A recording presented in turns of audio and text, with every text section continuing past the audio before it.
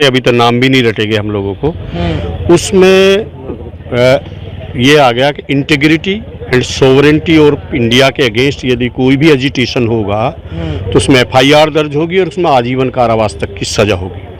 इसका जब विस्तारीकरण हम करेंगे तो आज जो हम विरोध प्रदर्शन करने आए ये उसी की परिधि में आएगा। यदि छात्र नीट का विरोध करेंगे ये उसकी परिधि में आएगा, क्योंकि सरकार को यदि ये लगता है कि सरकार के विरोध में वॉइस है तो वो देश के विरोध में वॉइस मानी जाएगी।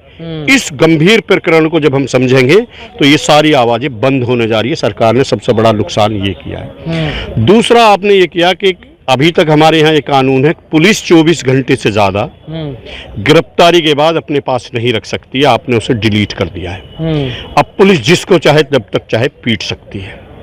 कोई मैंडेटरी प्रावधान थे वो आपने हटा दिए। ये बड़ा गंभीर है और आम आदमी के जो अधिकार हैं उन पर बहुत जबरदस्त कुठाराघात है। इसके अलावा एक और होता था, पहले 15 दिन में 187 है ये धारा जो नई है कि पहले 15 दिन में ही पुलिस कस्टडी रिमांड ले सकती है। उसे ऐसे मैं थोड़ा हल्का समझा दूं, थाने से जब मजिस्ट्रेट के यहाँ लाते हैं तो वहाँ रिमांड चेंज होता है, वो जुडिशियल रिमांड कहते हैं, न्यायिक रिमांड, वो जेल चला जाता है। इस बीच में पुलिस को लगता है हमें कुछ जानकारी करनी है तो उन्हें रिमांड पे ले सकती है। अब ये रिमांड वाला पूरा प्रावधान हटा दिया है सरकार ने। 90 दिन के अंदर जमानत पर छूटने के बाद भी जिसको चाहे पुलिस कस्टडी रिमांड 15 दिन का ले सकती है, थाने में रख सकती है, उसे टॉर्चर कर सकती है। यानी अब सत्ता के खिलाफ बोलने वाला आदमी जमानत लेने के बाद भी पुलिस की कस्टडी में जा सकता है और उसके खिलाफ कोई जाति हो सकती है। पूरी दुनिया में ये कानून कहीं लागू नहीं है। पूरी दुनिया में कहीं लागू नहीं है। अकेला कानून है जो पब्लिक के किसी भी आदमी को जब सत्ता चाहे 90 दिन तक जब चाहे पीट सकती है।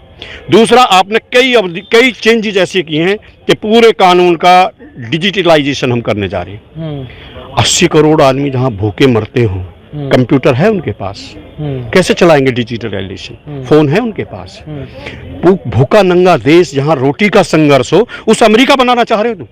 पर कैपिटा इनकम तुम्हारी कितनी है? खाने की रोटी तुम्हारे पास नहीं है और तुम बात करते हो हम देश को आधुनिक बनाने जा रहे हैं। तो 98% जनता को कानून से काटने की तैयारी है सरकार की। ना उन पर कुछ बोलना आएगा ना कुछ करना आएगा। और एक सबसे बड़ा परिवर्तन जो किया है, 7 साल तक की सजा जिन अपराधों में होगी वो SO की मर्जी पर डिपेंड होगा। रिपोर्ट चाहे तो दर्ज करे, चाहे तो रिपोर्ट दर्ज नहीं करेगा। वो कह देगा मैं अभी मामले की जांच करा रहा हूं। और उस 7 साल में बलात्कार का केस भी आता है, उस 7 साल में SC ST का उत्पीड़न भी आता है, उस 7 साल में चाहे आपका सिर फटा हुआ हो, चाहे आपके कंधे और हड्डियां टूटी हुई हो, वे सब उसकी परव्यू में आते हैं। धनवान व्यक्ति थाने में जाएगा और गरीब आदमी की रिपोर्ट ही दर्ज नहीं होगी। ये बहुत बड़ा परिवर्तन किया।